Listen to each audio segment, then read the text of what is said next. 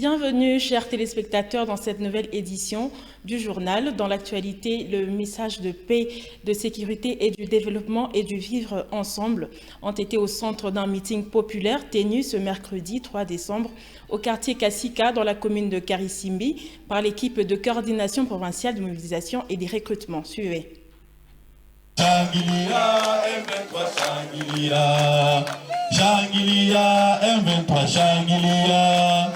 Le message de paix, de sécurité, développement, du vivre ensemble est donné quelques éclaircissements à la population par rapport au protocole d'accord cadre signé récemment à Doha entre les mouvements AFC M23 et le gouvernement de Kinshasa était au centre des meetings populaires tenus ce mercredi 3 décembre 2025 au quartier Kassika en commune de Karisimbi par l'équipe provinciale de mobilisation, sensibilisation et recrutement conduite par Nchimiyimana Rukundo Juvenal, chef de cette équipe au niveau provincial. Cette activité a été aussi une occasion pour sensibiliser les jeunes à rejoindre volontairement l'armée révolutionnaire congolaise ARC du mouvement AFC M23. Un message accueilli chaleureusement par les habitants de la place, satisfaits de cette politique de proximité prônée par les gouverneurs du Nord Kivu, Bahati Musanga Erasto et le mouvement AFC M23. L'une de ses habitants exprime sa satisfaction. Nashukuru kwanza bakubwa kukiatuona pako baskuti. Nashukuru visite yabo na message yenye balileta tunaipokea mzuri kufatana na maswali zenye zilikuwa mpopulation. Vraiment tunajisikia tuko satisfait du fait que population ilikuwa najiuliza, il y avait des questions concernant taxes, concernant amani na kumekuwa maremerciement juu ya population nasema kama inashukuru kuona bananza lala na kama tunanza lala mukasika banashukuru chama. Mais aussi kulikuwa ma question tofauti juu ya assainissement na vingine na bamepata ma réponse. Tunachikuta quand même kumekuwa une bonne collaboration na satisfaction vis-à-vis ya wakubwa na population. Baku viongozi mineza baambia baendelee kwenye bayafika juu baongee na population, baendelee kufanya ma meeting mais aussi na endelea kukolaborer sana na si ba cadre de base parce que sinjo tuko sa vile bilalo entre bakubwa na population. Sur place, les habitants ont salué la restauration de la paix observée depuis leur libération. Au nom de ces habitants, Madame Anima Sandi, chef du quartier Kassika, s'exprime. Pour l'équipe de mobilisation et sensibilisation pour le recrutement, bametuambia mambo mingi na population napata wakati ya kujiexprimer, lakini dans l'ensemble climat ilikuwa bon na tulikuwa ambiance ya mzuri. Population inaonyesha combien de fois biko ba reconnaissante bakubwa wa FCM 23 kwa ajili ya amani yenye inakuwa ndani ya quartier Kassika. Leo tunaanza sinzia, hakuna tena makude bale busiku, population inaanza kesha na hayangaike tena, wamwizi wanakimbia kabisa. AFC M23 ni chama yenye iko na nguvu na kwa kweli hawatenda fasi ya nchi ya Kongo. Na hapo itakuwa mambo yote jushie bote tuko M23, tutumike pamoja na wale wenye wayasikia waendelee kujua kama tuko wamoja na wanakatala ukabila siritu. Mambo ukabila wanakataa na kila mtu akamate mwenzake kama vile ndugu, hapana mambo ukabila tena. Nchimiyimana Rukundo Juvenal, chef de cette équipe de la coordination provinciale de mobilisation, sensibilisation et recrutement, tout en sensibilisant les jeunes à rejoindre volontairement l'ARC, il a invité la population du quartier Kassika à la dénonciation de tout cas suspect en fait de contribuer à la sécurité dans cette entité. Nous leur avons adressé le message sur la cohabitation pacifique et les mieux vivre ensemble. Aussi au chapitre de la sécurité, leur dire de dénoncer les bandits qui sont toujours dans le quartier Kassika auprès des autorités compétentes. Aussi mobiliser les jeunes qui peuvent intégrer à notre armée ARC M23. Les portes sont toujours ouvertes, mais d'un moment à l'autre, ça peut être fermé. Mais nous leur disons que les portes sont ouvertes. Même ceux qui n'ont pas passé devant pour exprimer leur bonne volonté, ils peuvent passer ici au gouvernorat. Les critères 1, la bonne volonté de servir votre pays, avoir l'âge majeur donc de 18 ans à 35 ans, aussi être de nationalité congolaise. À noter que cette activité qui a donné l'opportunité aux habitants de poser librement les questions liées au développement et des fiscalités qui ont eu des réponses favorables a débuté et a été clôturée par l'hymne national qui est le debout congolais. Et dans le territoire de Massissi, plus précisément dans la cité de Ngungu, les emballages biodégradables gagnent à présent en popularité. Suivez ce reportage pour comprendre comment cette innovation contribue à préserver l'environnement. Lancement des activités et présentation des emballages biodégradables à Ngungu par Kivu Bio en territoire de Massissi, c'était les mardis 2 décembre. La population soutient beaucoup cette initiative qui vise à sauver la vie humaine, comme en témoigne ici cet habitant. Vraiment, on a été fiers du projet Kivu Bio, parce que Kivu Bio nous initie vraiment de la propriété tout d'abord, en plus de la santé. En tout cas, quand on a constaté que Kivu Bio nous amène des produits emballages biodégradables, vraiment on a été trop fiers, on est ravis de Kivu Bio. Pour Polycarpe Chimirimana, le DG de Kivu Bio, la lutte contre les sachets et le plastique concerne toute la province et c'est la raison de sa présence à Ngungu. Nous sommes ici pour que nous puissions procurer les produits, fournir les produits, juste dans le voisinage de la population, pour que chaque personne qui aurait besoin d'un emballage qui est aussi bio, c'est-à-dire vie, puisse l'en procurer d'une façon qui ne coûte pas de l'argent, alors qu'il dépense aussi l'argent pour l'emballage qui est sain, un emballage qui est sain, un emballage aussi qui est propre, un emballage aussi qui est économique, un emballage aussi qui protège sa vie et son environnement. Le chef de cité de Ngungu, Ngabo David, promet d'accompagner Kivu Bio dans la lutte contre les sachets. Tuna hamu ya kila yeyote atakuja Ngungu kutusaidia ili maisha ya wananchi ikuwe nzuri zaidi. Tunaomba ili kundi la Kivu Bio kufanya nguvu kile mlichoanza mwanze kukitekeleza, kiingie kwa vitendo. Tuanze kuhimiza population kuepukana na zile ambalaje ambazo zina hasara mbaya, lakini wapate zile za kubadilisha na wasipate karibu. Na wananchi wako tayari kusikia, kwani walishatumainia kwamba sisi kama viongozi kama chama FCM23 kila chochote wanawaletea ni baraka kwao. Pour rappel, la société Kivu Bio est une entreprise qui produit des emballages biodégradables dans la province du Nord Kivu. La vulgarisation et sensibilisation sur les textes d'application de la loi organique numéro 22/003 et la résolution de 2475, tel est l'objectif d'un atelier organisé ce 3 décembre par l'organisation PAF, Programme d'assistance et protection de la personne handicapée à Goma. Suivez. Vulgarisation et sensibilisation sur les textes d'application de la loi organique numéro 22/003 et la résolution 2475, tel est l'objectif d'un atelier organisé en marge de la Journée internationale de personnes handicapées, célébrée ce 3 décembre 2025 par l'organisation PAF, Programme d'assistance et protection de la personne handicapée à Goma. L'aspect de l'handicap, ça nous concerne tous, a insisté le facilitateur du jour, Feston Kiribura, qui revient ici. Juste vulgariser la loi. Comme vous le savez, c'est la première loi de notre pays. La Constitution en avait fixé juste à son article 49 la protection des personnes handicapées et les personnes les plus âgées du 3e âge. Mais en 2022, c'est à ce moment-là que nous avons vu la loi. Nous avons eu la loi. C'est une loi qui porte protection et promotion des droits des personnes handicapées au niveau de la RDC. On a également exploité les décrets. Les lois, normalement, la loi fixe des lignes directrices, mais il y a également des décrets qui viennent la compléter. On a fait également une revue de 4 décrets qui parlent sur l'accessibilité des infrastructures, qui parlent sur la participation et la représentation des personnes handicapées au niveau des institutions étatiques mais également privées.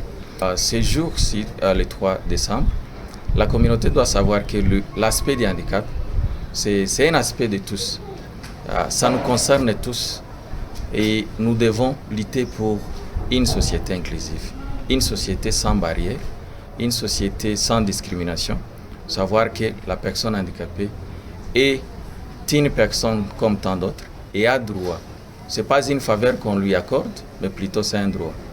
Donc tout ce qu'on peut demander à la communauté, à l'État, aux instances étatiques, c'est de respecter les instruments qui sont là, les instruments légaux, et les respecter sous forme d'une obligation, car ce n'est pas une faveur qu'on donne aux personnes handicapées. Signalons que plusieurs personnes handicapées venant de différentes associations ont pris part à cette activité. Et pour cette même occasion, la population de la ville de Goma n'est pas restée indifférente quant à la commémoration de la journée des personnes handicapées. Elle suggère que ces personnes soient considérées comme les autres dans la société. Suivons ici leur avis tour à tour au micro de Fanny Kamondo.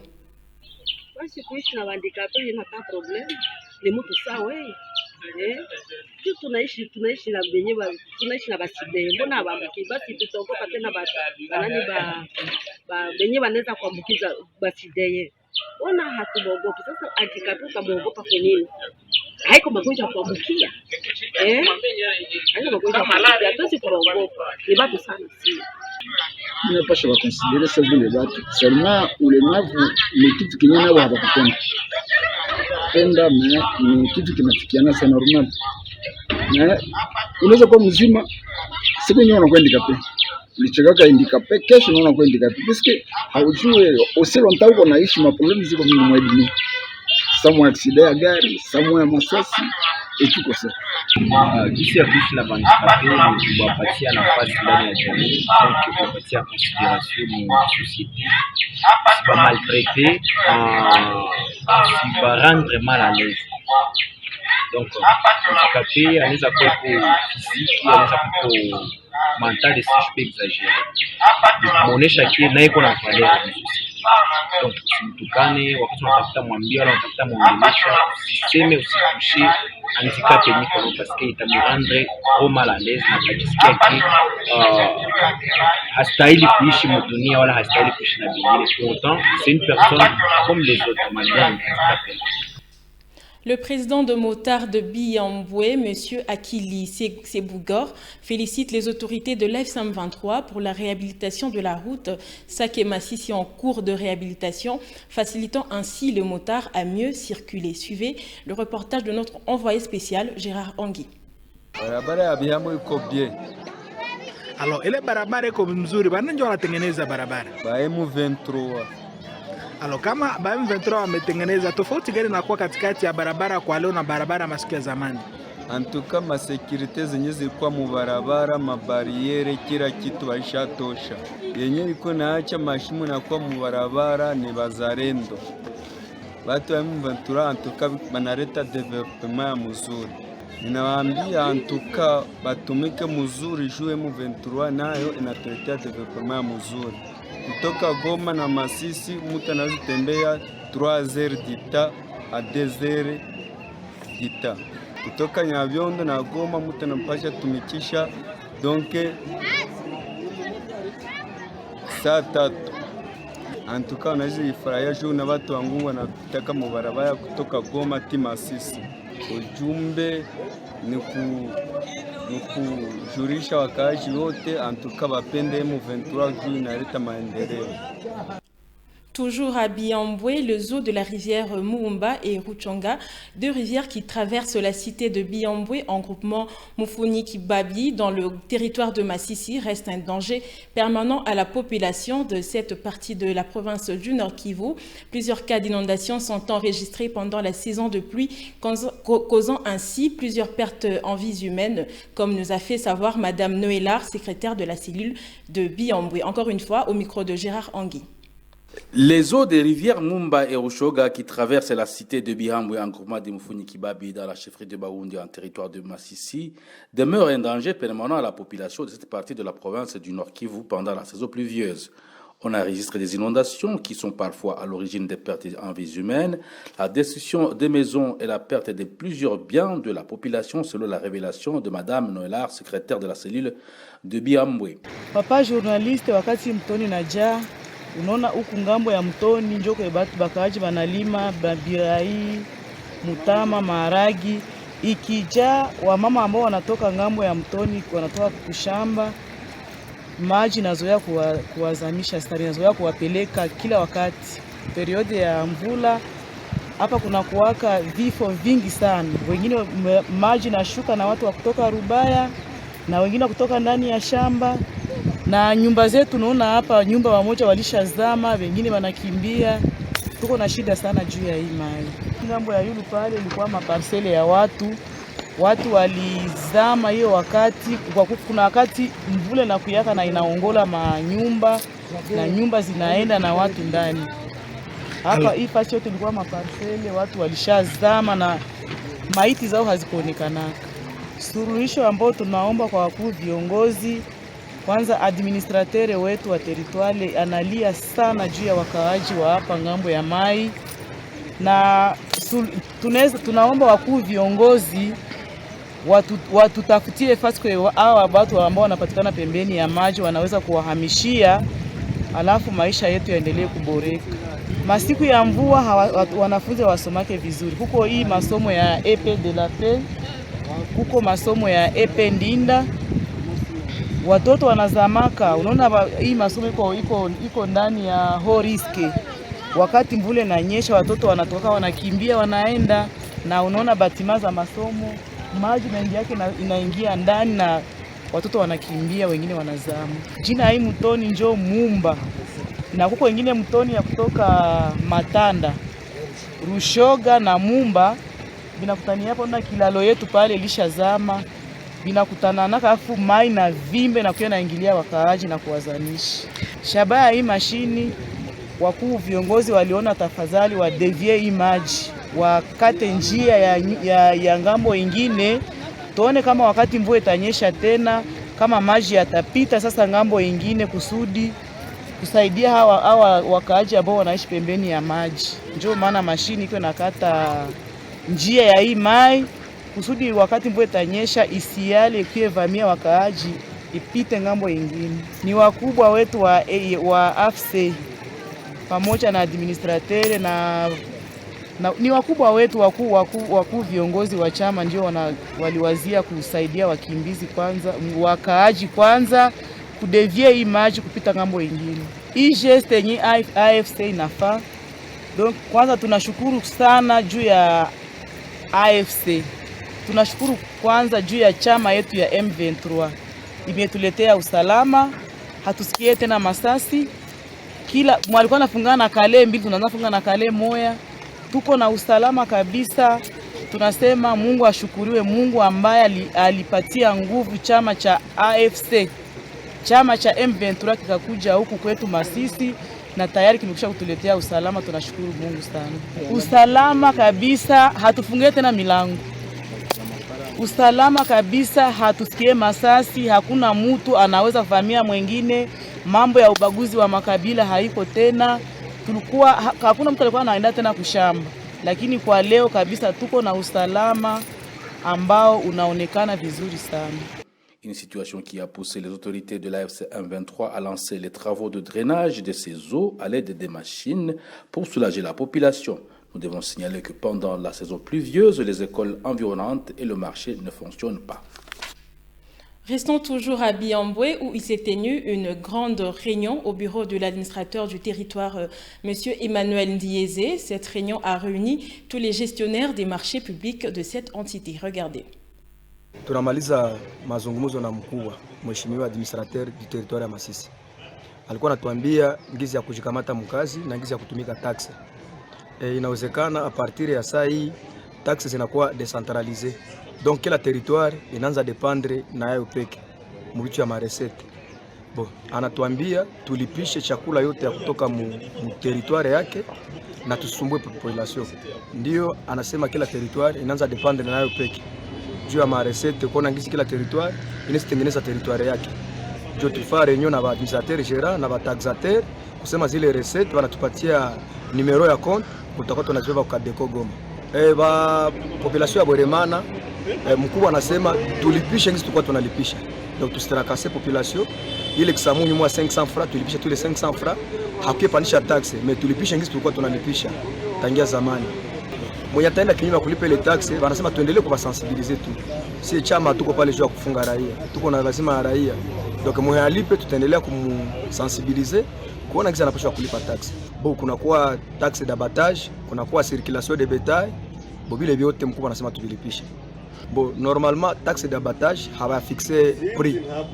Mbele tulikuwa nalipishaka 5000 francs. Ukachinja nguruwe unalipa 5000 francs. Mbuzi vile vile. Na ngombe paka hivi hawatupangia bei. Ndio mkubwa anatuambia tuchunge, atatupatia bei saa ingine.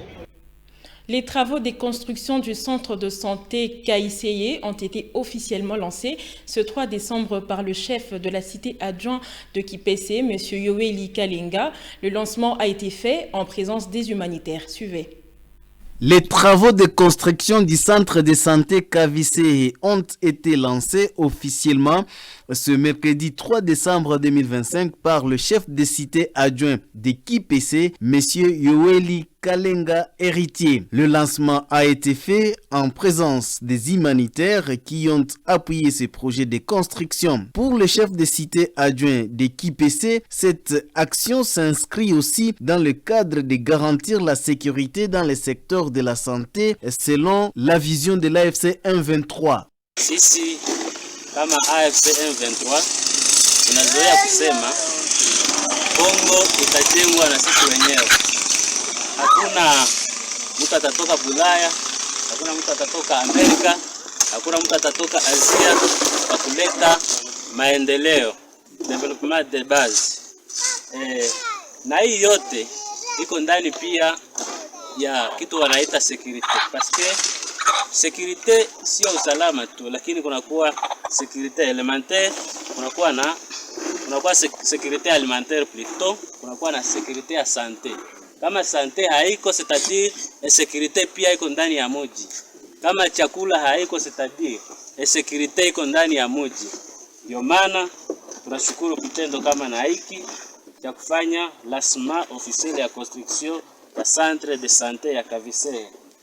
Signalons que les leaders et la population de cette entité saluent la détermination et la volonté des autorités ainsi que des humanitaires dans ces projets. Et c'est par cette actualité, chers téléspectateurs, que nous mettons fin à cette grande édition de journal. Merci de nous avoir suivis. On se retrouve dans la prochaine édition. Au revoir.